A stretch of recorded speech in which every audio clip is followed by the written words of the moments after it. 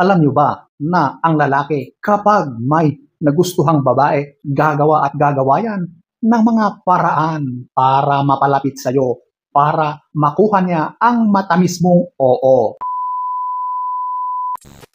Hello guys! So, ang topic natin for today, eto, mga ginagawa ng lalaki kapag gusto niya ang babae at seryoso siya sa kanyang mga intentions para sa babaeng kanyang natitipuhan. So, kung interesado kang malaman ang mga ito, panoorin ang video na ito.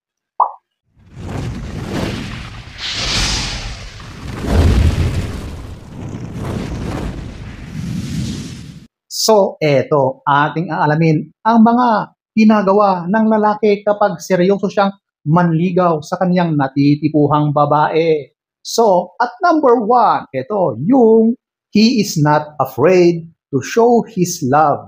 So, hindi siya takot iparamdam or ipakita ang kanyang nararamdaman sa kanyang natitipuhang babae.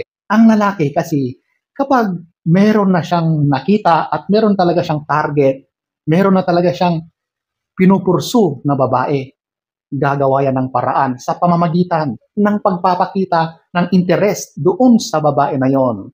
Unang-una dyan is talagang magpapapansin siya, magpapakilala siya doon sa babae. Ganon ang mga unang hakbang na kanyang gagawin. So sa mga ganyang ginagawa niya, mapapansin ng babae kung sino ba ang lalaki na ito. Abay, nanliligaw yata ito, di ba? Ganun yun. So, dyan sa mga diskarte, mga galawan ng lalaki na yan, na ipaparamdam niya yung intentions niya doon sa kanyang natitipuhang babae. So, ayan po, ang number 1. Number 2, eto, yung he is patient. So, ang ibig sabihin niyan, hindi siya nagmamadali. Kasi, ang panliligaw, madalas, hindi naman agad-agad sumasang-ayon yung babae sa kagustuhan or sa inaasam ng lalaki. Madalas, nagpapakipot muna yan, di ba? So, bilang lalaki na talagang seryoso ang kanyang intentions, hindi ka pinipilit. Willing to wait siya kung kailan makakamit niya yung matamis mong oo. Ganon ang lalaki na talagang tunay ang nararamdaman sa babae.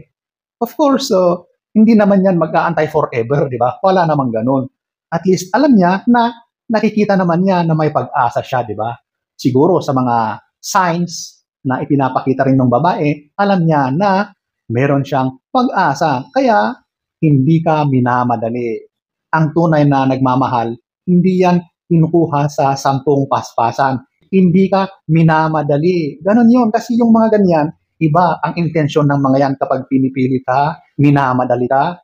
Yung sasabihin pa sa'yo na kung mahal mo ako, dapat ganito, dapat ibigay mo yung hinihiling ko. Nako, huwag yun. Ang gusto lang ng mga lalaki na yan ay yung katawan mo. So ayan po, ang number 2. Number 3, eto, yung he is willing to compromise sa isang relasyon or sa pagliligawan. Hindi naman lahat yan ay nagkakasundo agad-agad. May mga conditions minsan yung babae. Madalas ang babae nagbibigay yan ng limit na dapat mong sundin or yung mga rules na dapat sundin. Ganun yun. So bilang lalaki na seryoso sa kaniyang pagmamahal sa babae, willing siyang mag-compromise. So talagang susundin niya yung mga kagustuhan ng babae. Hindi naman ibig sabihin na sunod-sunuran siya. Of course, nagsasalubong sila sa gitna kasi nga kompromiso, compromise. Nagkakasundo silang dalawa na at least meron silang middle ground na pwede silang magsalubong sa kanilang mga kondisyon, sa kanilang mga gustong dalawa. O, di ba? At least ganon, di ba? Hindi yung namimilit, hindi yung minamadali, huwag ganon, okay? So, ayan po, ang number 3. Number 4, ito, he is consistent. Alam nyo, ang lalaki, kapag tinamaan yan, seryoso siya sa panliligaw sa kanyang sinisinta, talagang consistent yan sa kanyang ginagawa. Hindi pwedeng pumalya kung anuman yung mga ipinapakita niya doon sa babae. Ganon ang kanyang ginagawa lagi-lagi. Hindi pwedeng sa ibang araw ay iba naman ang ipinapakita niyang pakikitungo or yung mga kanyang ginagawa or yung kanyang mga sinasabi, di ba?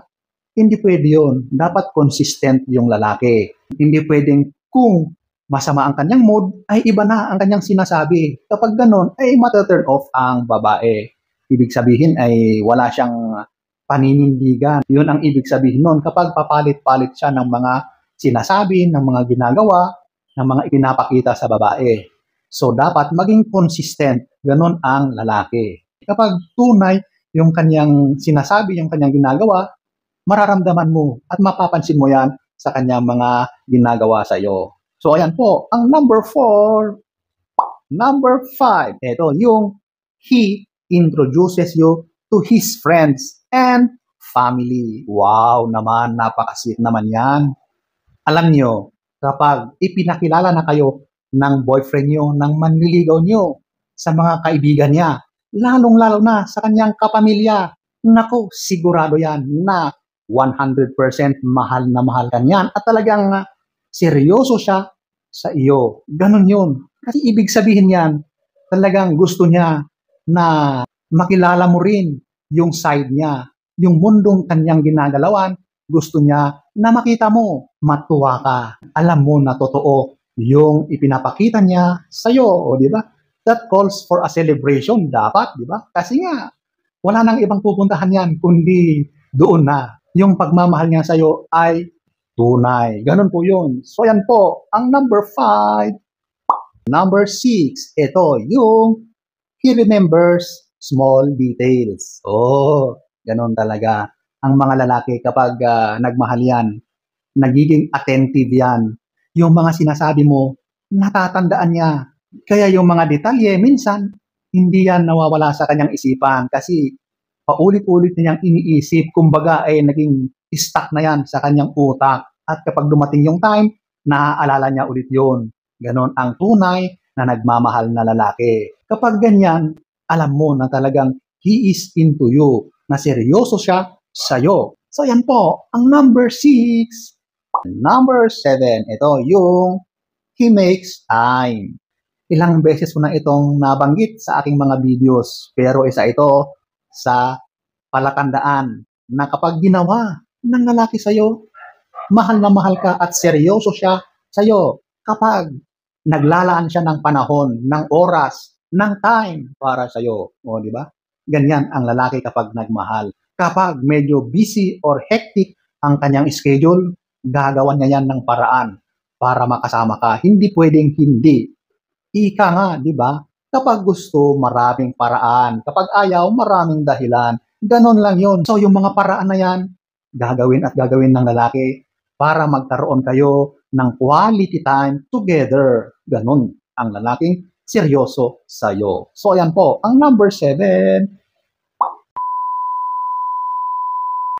So, ayan po, ang iilan sa mga ginagawa ng lalaki kapag seryoso siya sa kanyang sinisintang babae, sa kanyang minamahal. So, sana ay nagustuhan niyo ang ating topic for today. Next story time, don't forget to subscribe.